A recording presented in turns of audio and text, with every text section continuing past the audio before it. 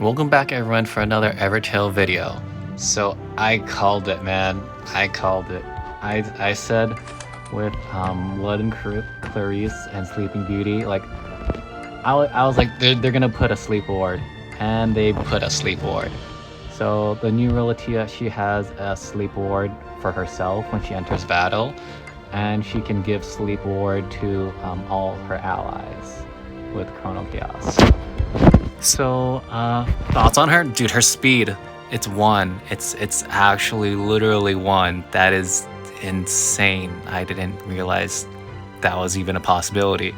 Like, even 3 stars, or 4 stars, or whatever these are rares, even they have more speed. 1 speed, that's insane. That means potentially units that have attacks that are like 50 to you could act twice before she gets her first turn. So that's insane. And her base attack is actually pretty good, but yeah, her speed is so slow. And then for her kit, Poison Shock, that's really nice because again, it's a stun that gives you spirit. Usually it costs spirit to stun anybody, and Light Riz had she had a stun attack that only gave you 2 spirit, I think, and it's stun for 50, but this is it also gives you poison, and it's more. I want to say it was 2. Let me check.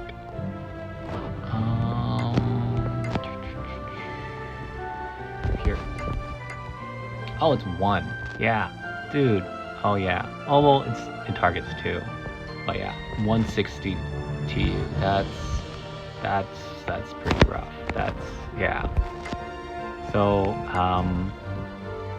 much lower TU gives you more spirit, but it doesn't target 2. But you do get a poison as well, which is, I feel like adding that in it's nice. Like, as long as you're not running a burn team with her, like adding a poison to something is, I feel like it couldn't hurt usually for the most part.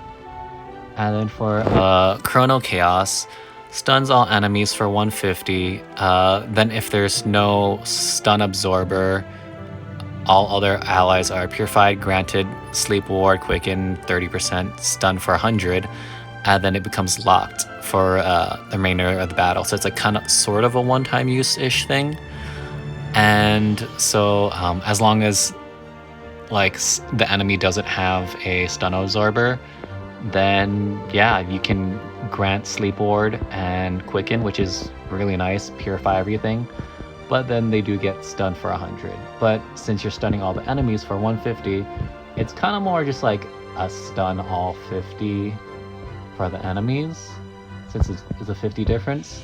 But because of her speed, like, and this is an instant thing, she gets a little bit more time compared to everybody else. It's weird that you stun your allies, but it's interesting. Yeah, it's kind of weird, kind of interesting.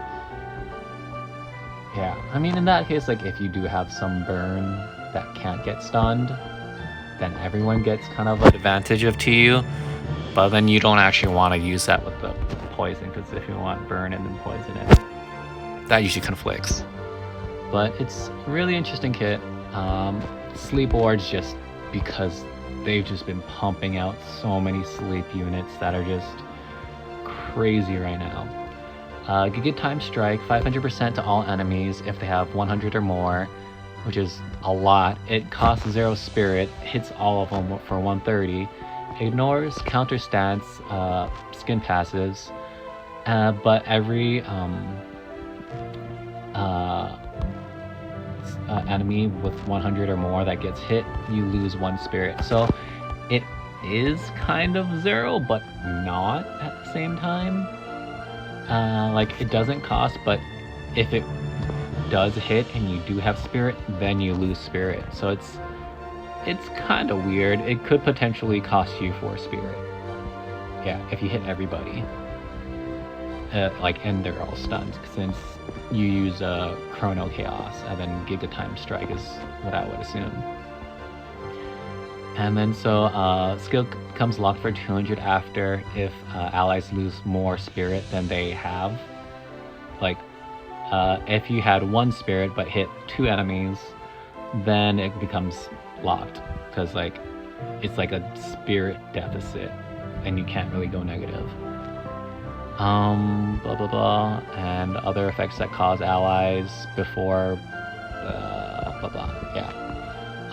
And then Savage Step Back is interesting. It's a step back that you can. It's kind of like a conditional step back that you could potentially abuse and keep using step back over and over again. And you get some Mori if there's not enough people in the reinforcements. So on one hand, it also gives you spirit, which is really nice, which is +3. So that's really nice, especially if Giga Time Strike is gonna actually both Giga Time Strike and Chrono Chaos are gonna drain a lot of spirit, because that's 3 stun and potentially 4. That's 3 spirit with 0, but potentially if you had all 4, then that's another 4 spirit. So then that's 7 spirit potentially. Yeah, she could actually drain a lot of spirit, but she does get a little bit back if she managed to step back and get a kill off, and if she does a poison shock. So I don't know how I feel about this, to be honest, because usually savage skills are really good once you unlock them, but for her you have to like keep getting it because she steps back and it resets. If she could like permanently have that savage step back after her first kill, okay, it would be broken. It would be pretty. It'd be pretty unbalanced. So I guess it does balance it out a little bit better. But it kind of makes her, in my opinion, definitely a higher investment unit compared to her other version of her, where you don't have to worry about getting a kill off. And for her passives, stun heal entry, stuns 2 random for 150. That's amazing. That's really big numbers. 150 is a lot. And you get fully healed. And then that kind of just is the way that she heals herself with her step back. And then timeline distortion after each turn, 50% chance remove enemy status that's negative. And then when she enters, she gets all the wards, plus she gets endure. So is she a must-have? I don't think so necessarily. Like, she does have the sleep ward, but again, you gotta have enough spirit for it, and she's gonna be draining a lot of spirit in my opinion. But like, she could be useful, and 500 is a lot, and she does have a pretty good attack stat. But in my opinion, I'm gonna summon for her on my sleep team just because I have an entry thing going on with Ray, because she has pullback, and Storm Jonar because she has her revival that is kind of acts as a pullback. But yeah, like compared to her original version, I think the original version is not necessarily better, or it's not necessarily worse, because with her double stun entry, like yeah, it's just 150 versus 100, and 150 is definitely better. Her hold ground's kind of, it's like an endure but permanent, so like the newer version is kind of better, but it's just that this step back you don't need to get a kill off, like in the sense of like it's a little bit easier if you don't want to heavily invest in her to get a step back, versus kind of needing to invest a little bit more because she can't step back without getting a kill off first. And she's gonna be, yeah, she could be very spirit intensive or spirit hungry because of -3, and then potentially -4, which is kind of the goal. And I don't know if you're gonna have enough spirit for the rest of your team, especially since it's not a -3 and then there's a couple turns and then -4. It's an instant, because it's 1. It's like it's instant stun. So that's an instant -3 and potentially an instant -4 after that. So that's -7 spirit. And my guess is you're probably gonna go into a deficit and it's gonna get locked for 200.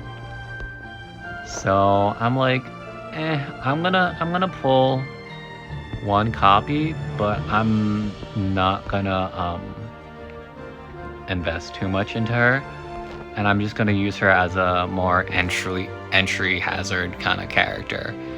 And I'm also running low on the green character potions, so I'm not gonna have the timeline distortion for a bit, because I am still trying to, these 2 characters just came out and I just made them to 200, and I need to get more character break potions for Lud and Clarice. So for me, that's the bigger priority to getting to 200.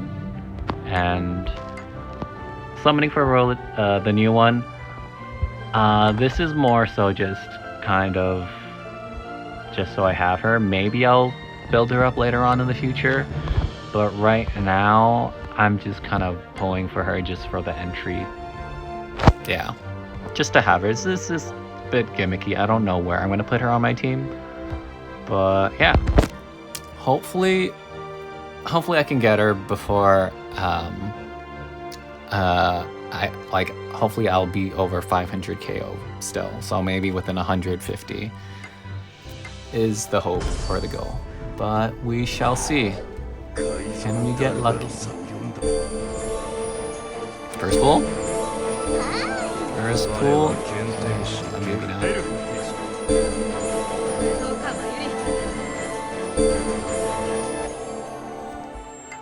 The SR is that one. Dragon. Okay. Nothing there.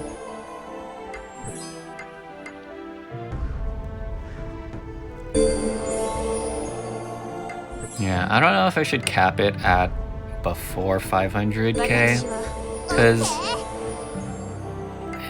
she's alright. And again, I just fully awakened Sleeping Beauty and Lud and Clarice not too long ago, so just resources, I don't have a whole lot to level up people.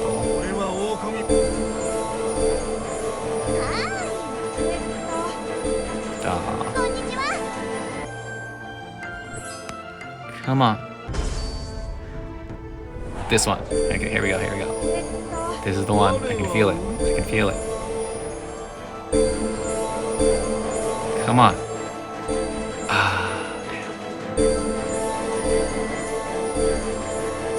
No.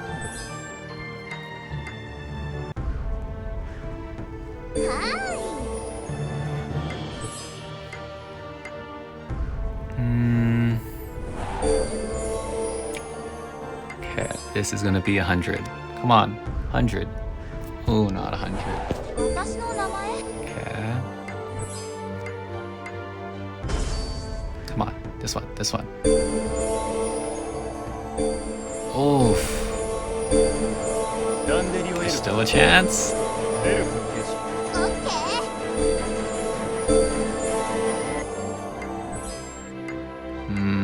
Come on, please.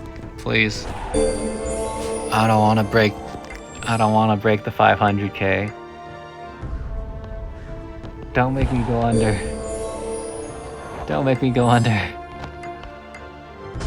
Come on, this one. This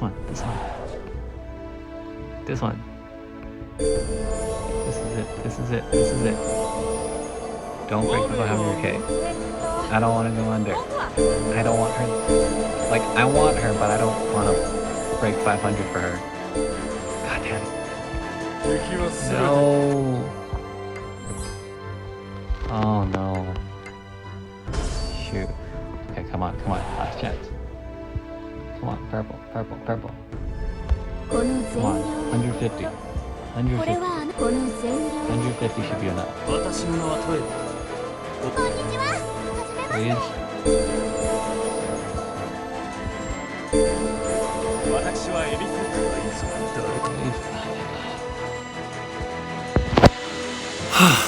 Just made it.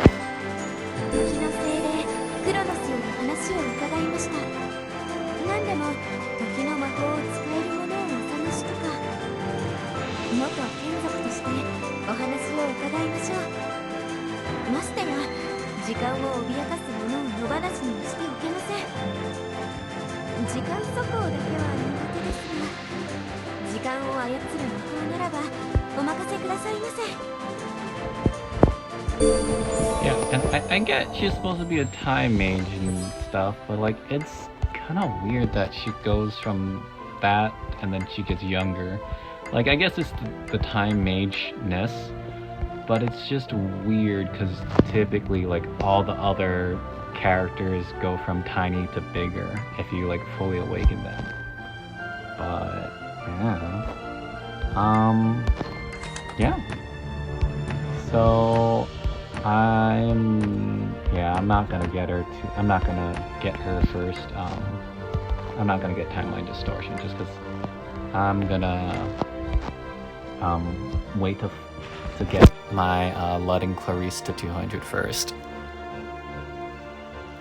Yeah, just because like this is more of a just for fun character. I don't know if I'm gonna actually put her on my main team, like just because it's more sleep orientated. And that could actually, the poison could mess up sleep. Usually the AI is smart enough to not, but yeah, but we got her. So I'm gonna get her to 80 and just test her out a little bit. Okay, so first impressions, like after playing with her a little bit, is she's really weird. Like I don't know where she's very niche. Like I tried her with like the pullback entry team, but she doesn't necessarily want to be pulled back all the time because like if she does get a turn, then she can do like a lot of damage. Like it's pretty much like a 3 hit combo where you do Chrono Chaos if you have enough, like as long as she has 3 spirit, she can Chrono Chaos, then she'll do Giga Time Strike, and then because her Chrono Chaos stuns for 150 and this is only 130, then she will get a 3rd turn typically and she can step back and you can get the 3 spirit that you used from the Chrono Chaos, and if you probably hit more, then if you hit all of them, then it'll just deplete like a whole lot of your spirit. But at the same time, if you don't hit all of your targets, like if they're stun immune or if they had stealth and you just don't hit them, then having 130 is really hard because she gets a lot of hate because of her savage skill. Like enemies are just gonna focus her a lot.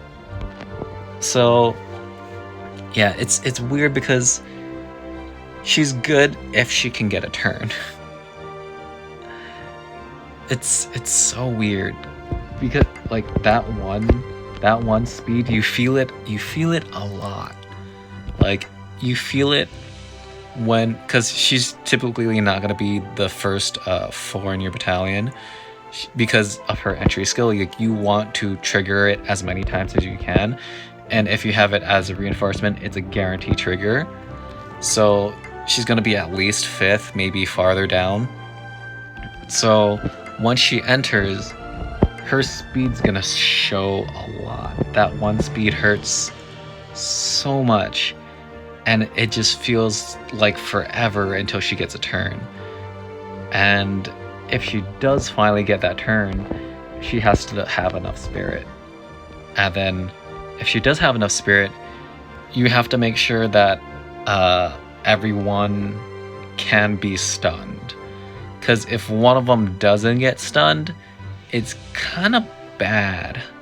Like if they're just immune with burn or crisis, or they have a stun ward, or they, like, even if they do get stunned, if they don't get hit by this good time strike all, if they have stealth, then yeah, they're just gonna target her, and it's like, ideally it's just a 3-hit combo, but if any of the enemies miss one of these two, either the stun or the AoE hit, then they kind of target her and just focus her in. And it's kind of hard to work with her with guards because of her step back, where she just leaves and then the guard dies, and then it's just 4 characters without that one guard that was protecting her earlier because she stepped back.